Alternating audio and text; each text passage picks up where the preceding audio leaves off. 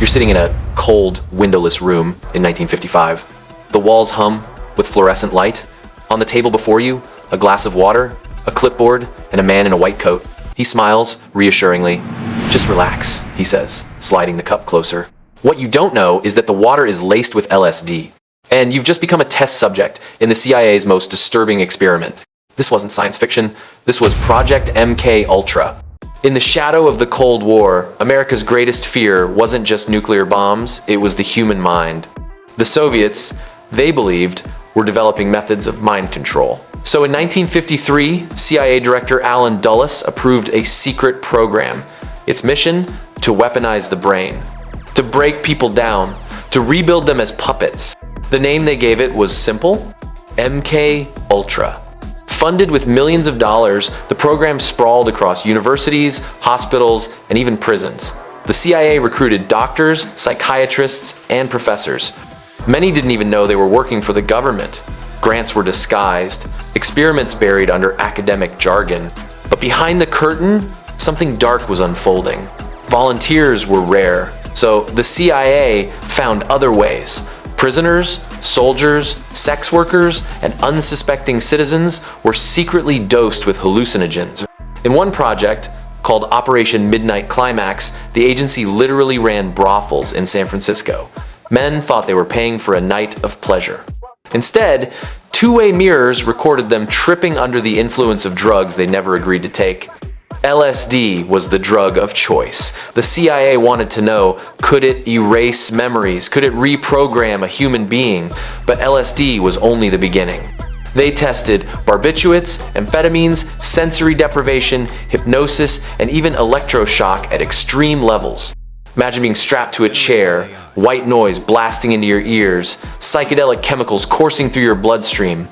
Hours turned into days. Some patients lost all sense of self. Others never recovered. One of the most infamous victims was Frank Olson, a government scientist. After being secretly dosed with LSD, he spiraled into paranoia and depression. Days later, he plunged from a 13th-story hotel window in New York, officially ruled a suicide. Decades later, many suspect he was pushed to silence what he knew. For the CIA, ethics didn't matter. What mattered was control. Could they create the perfect spy, a brainwashed assassin who'd follow orders without question? Could they build a truth serum to crack enemy agents wide open? The answer, after 2 decades of experiments, was a resounding failure. MK Ultra never produced a single mind-controlled super soldier. What it did produce was trauma, broken lives, people used as lab rats by their own government. By the early 1972nd, the project began to unravel. Journalists and congressional committees started asking dangerous questions. Sensing exposure, CIA Director Richard Helms ordered all MK Ultra files destroyed in 1973. Decades of human experimentation went up in smoke, but not everything was lost. A few boxes of financial records survived. Survivors began to speak out. In 1975, the Church Committee dragged fragments of the program into the public eye.